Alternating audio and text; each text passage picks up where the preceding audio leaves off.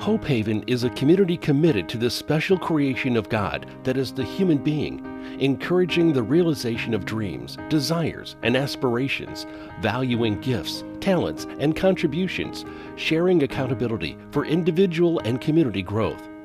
In 1964, a group of men stepped out in faith, and the doors of Hope Haven opened for the first time to serve 11 children and 3 staff members. As we reflect on different moments and events over the last 50 years, our most consistent sentiment is that we are humbled by God's faithfulness. He has so ably provided our founding fathers with the vision to imagine Hope Haven and gave them the courage to make it a reality.